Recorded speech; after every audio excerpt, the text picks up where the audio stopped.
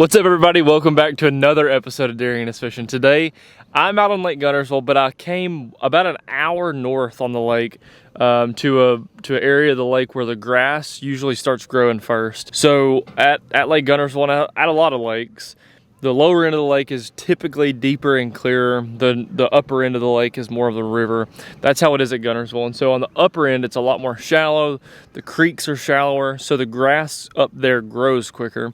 And anyhow, so I came up today, going to try to fish in the grass. Literally, I've got 2 frogs, 1 skinny dipper, and 1 punching bait. I think the only 2 things that I'll use today are the frogs, and I'll probably only use 1 frog. And that is SPRO Bronzeye frog in the killer Gill color. Yeah, so I'm super freaking excited about today. I haven't done this in a while. This is one of the coolest creeks on the lake, but it's a ways up here, so you got to make a day trip out of it, but that's what we're doing today. So y'all follow along, and hopefully I'll catch some on a frog and maybe teach you something, or maybe not, about catching fish on a frog in thick grass mats. All right, so this morning, gonna be doing some frogging. Typically, frogging gets better as the day goes on, as the mat heats up. A lot of times you don't even get a ton of bites in the morning, which is kind of opposite what you would think. I mean, you get bites, but frog fishing is one of those things that it just keeps getting better as the day goes on. Only problem is you gotta battle with the heat. That's the only problem about frog fishing is you've got to be tough. But the fish is still gonna bite as it gets hotter. I'm about to hit a gar and he's gonna freak out right there.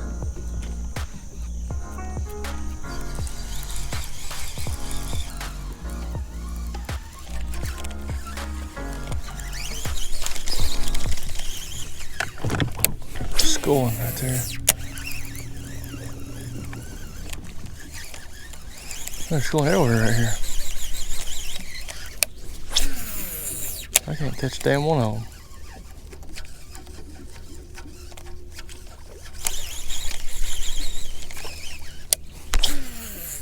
Freaking missing it. I don't know what the heck I'm doing wrong. Well, I guess I just freaking suck.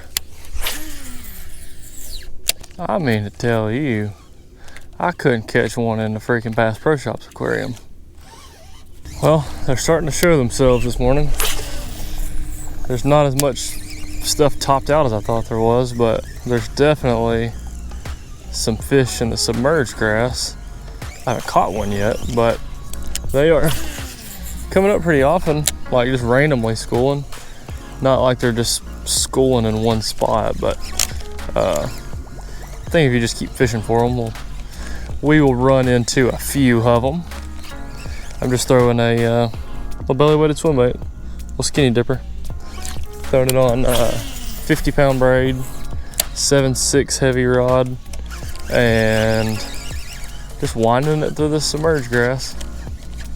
Just kind of jerking it, ripping it free. Sometimes it'll swim straight without getting in the grass. Rip it again.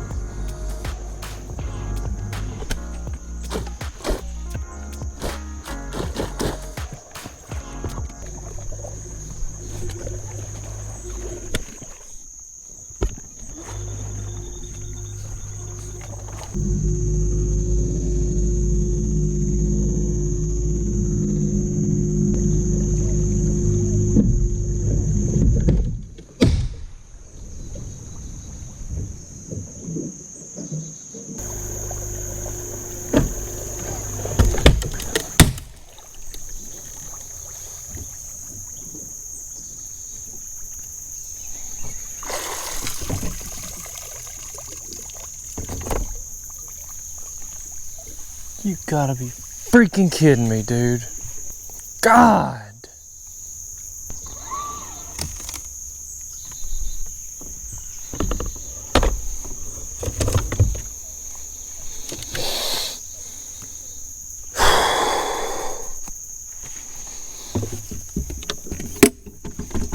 Broke my freaking trolling motor. I hit that stupid log right there and freaking snapped my dang trolling motor shaft.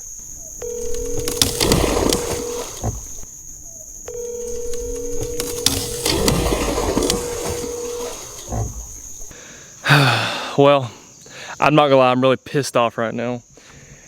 This stupid freaking trolling motor, although I love an old Trex because of spot lock, this pisses me off. This thing right here just freaking snapped in half. There was a log, like you can see all these logs everywhere, but they're just floating. And like this one right here, how it's in the grass. So I couldn't see, the one that I hit, I couldn't see it. And I'm this close to the good stuff, so I'm literally about to jump in the boat because I can't motor myself. Like these giant logs like there, like that one right there, it goes underneath that grass. You can't even see it, but my boat is sitting on it right now. Like I can't see it to motor, so I don't want to tear the big motor up. And I'm already this far back. I don't want to waste a day. Like I drove an hour to get up here. This water looks so freaking sketchy too. All right, piss on it. I'm about to jump in. Drop a comment below. What would you do? Would you leave right now? Because I messed my stuff up pretty close to the beginning. Or would you keep pushing back, fight through it, no trolling motor, just go frog fishing?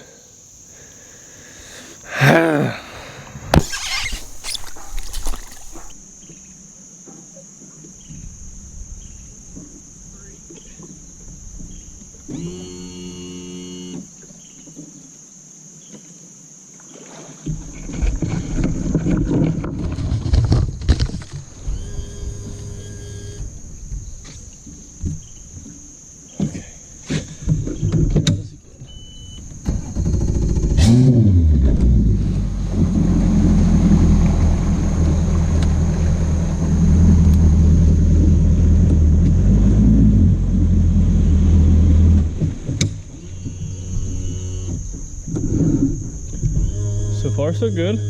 Well, I've made it back here. The place is pretty wicked. A lot of grass, a lot of submerged, topped out grass, submerged grass, just crap everywhere.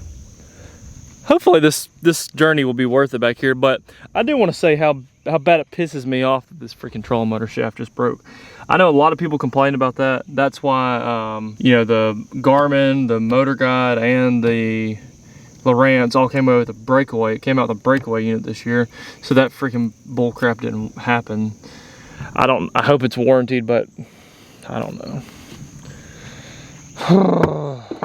Freaking makes me so mad. And like, I wasn't even going fast. I just barely freaking hit the log. I don't know. I mean, I get it. Yes, you got a boat, pay attention. Da, da, da, da. But like, that should not happen. You're gonna freaking hit stuff with a trolling motor. That's stupid. That's got to get fixed. I mean, I like the spot lock. It pisses me off. All right, hopefully I can catch a fish back here. Finally got back here. I'm gonna have to spend my whole day here. Use a big motor to get around. Just fight through adversity. Just keep fighting. Just keep fighting.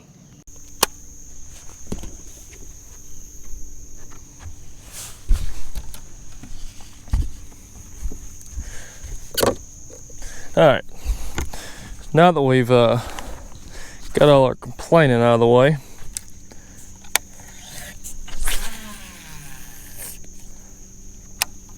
let's get this freaking catch. God, that was my first cast in here. Oh my, dude, that's a big one too. That was my freaking first cast in here. Oh my God, dude, he just freaking somersaulted over that crap. That was my first freaking cast, dude. I swear, I freaking swear that was my first cast in here. I can't swing it, there's too much grass on it. Dude, that was stupid.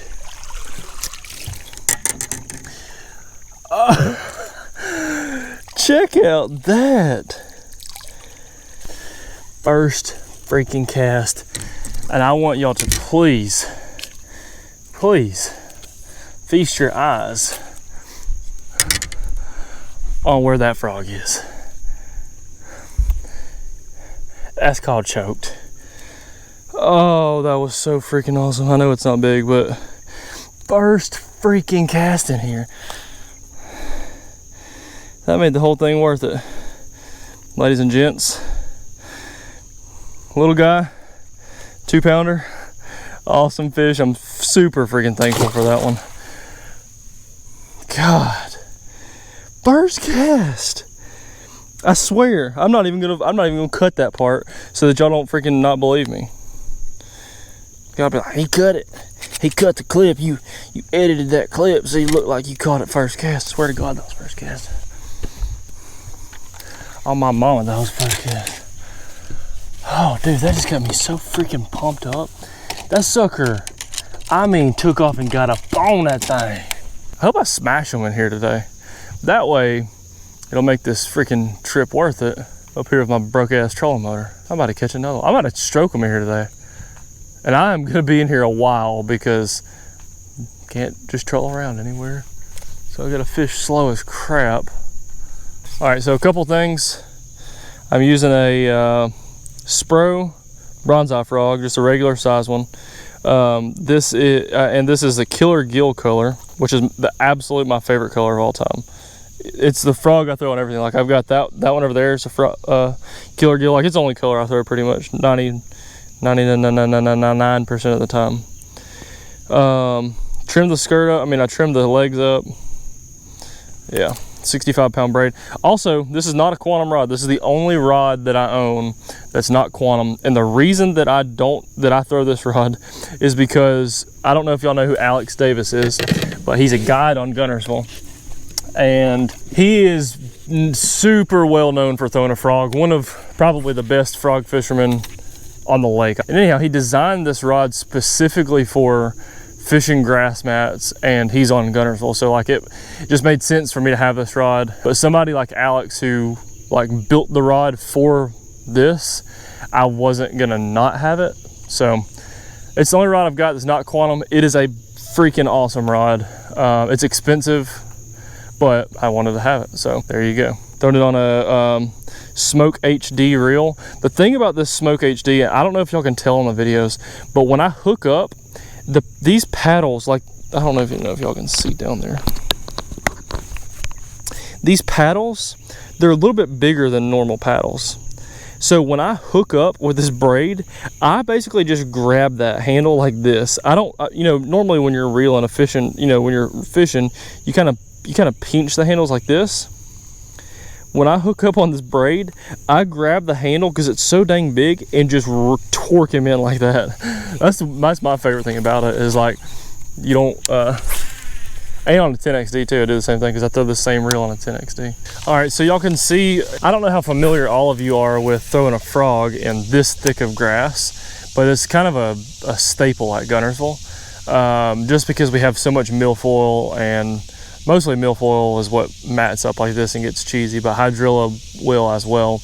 But basically what I was told from Swindle a long time ago, and I don't know if I heard him correctly or whatever, but this is what I was told. The grass grows up from the bottom of the lake, and once it reaches the surface, it keeps growing, so it lays over, and you can see how the grass just lays over on top.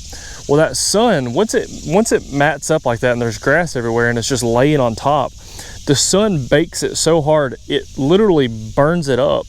And like you can see right here, this grass, that grass isn't even attached to anything, this is a grass that grows from the bottom. Like it's not like hyacinth where it grows floating on top of the water. This grass grows attached to the bottom. So what happens is once the sun burns it, and it literally kills the plant. Well, once it kills the plant, everything floats to the top and it just sits around. And as it's sitting around, that's what creates those mats, and that's what creates it being hollow underneath.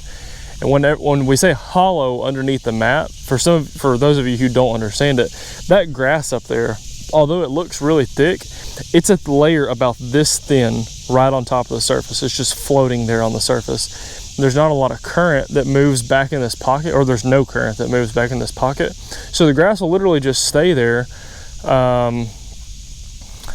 honest, I don't know how it goes away, but in the wintertime it'll be gone, and early spring it'll be gone, and then it starts growing again, and the cycle just repeats. But anyhow, that's kind of how that grass deal works. But yeah, if y'all didn't know that, and I don't know if I'm 100% right, correct me, comment below if I'm wrong on that, but that's just what I've always thought, because that's what I was told in the beginning. But anyhow, That's kind of how the anatomy of a grass mat. So when you're working it, like I'm in 3 foot. Now there might be some strands out there that are still growing, but it's not just super thick. When you see that out there, you think that looks so thick, but truthfully, it's just a thin layer of grass that's floating on the surface. So when the fish is on the bottom and he's just down there, he can see these trails that we're leaving in the grass, and he can follow your frog back. You want that fish, because you know the fish is kind of, he's just cruising around the bottom. When he sees that silhouette over him of that frog just going across the mat, he just traces it and follows it down and busts it open. And it really sucks not having a trolling motor and all this. I mean, the good thing is I'm having to fish really slow. So I'm making sure I cover everything. And somebody's obviously been here before me and beat the heck out of it. There's a lot of lines everywhere, but it is truly a pain not being able to move anywhere.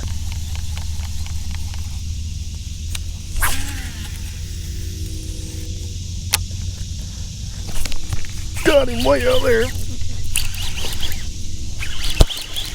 God.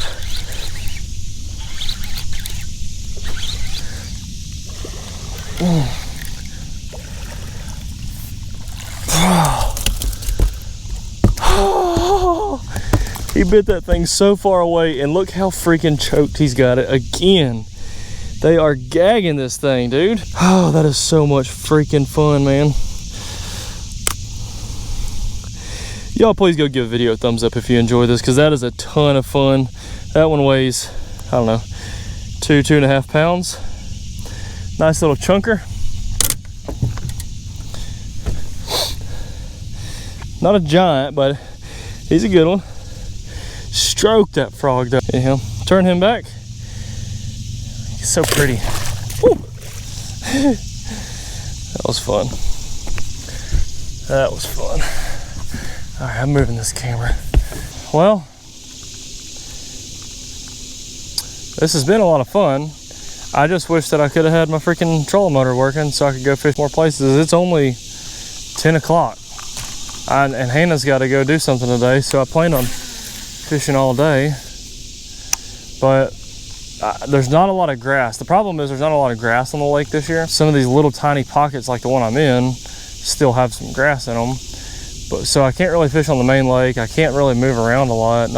I'd rather just go ahead and spend the rest of the day, go take the trolling motor and see if I can get it replaced. So probably gonna do that now, although I want to keep fishing. Did want to show though, again, just go over the setup that I use. This is SPRO Bronzeye frog. You can see that it is heavily chewed up. That's the killer gill color. That's the regular 65 size.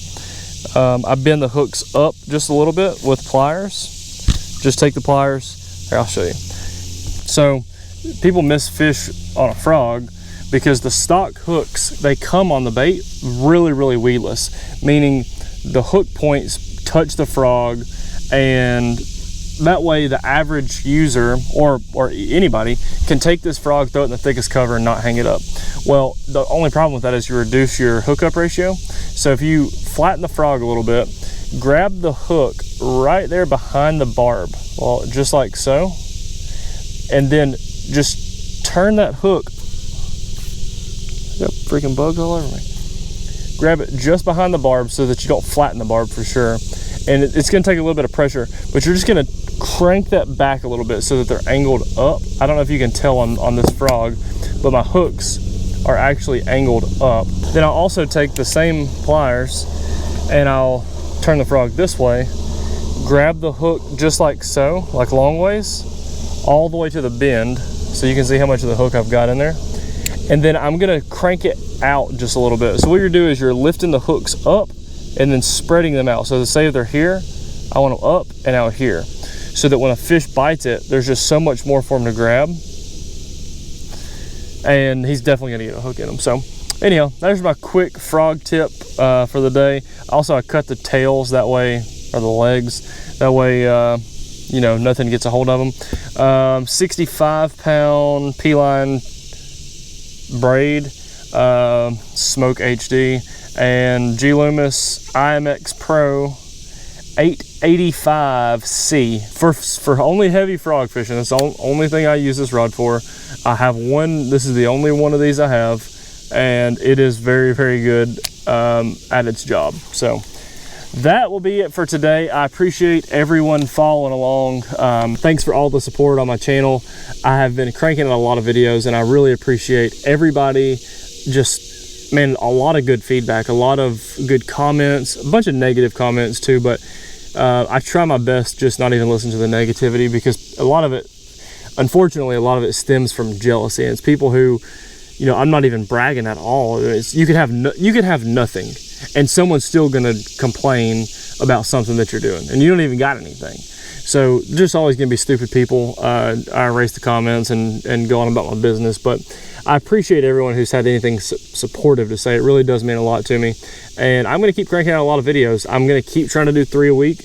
I've got my vlog room is pretty much complete, so I'm gonna start doing tackle reviews, probably 2 a week, which will get my total videos per week up to 5.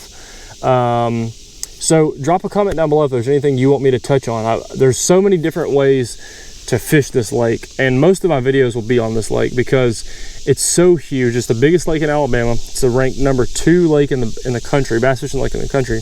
And there's just so much to do. Just think about this. My last couple videos was a skipping docks video where I did a 6XD video, and then today frog fishing, I caught 2, but I caught them pretty quickly. I feel like if I could have done this all day, I definitely would have caught some more, but the trolling motor being down kind of really screwed me on this. But there's just so many different ways to catch fish on this lake, and I feel like I can keep doing a lot of different things and it not get boring. I'm also going to do some more pond videos. I'm also going to do some more, I think my next video is going to be a pond video.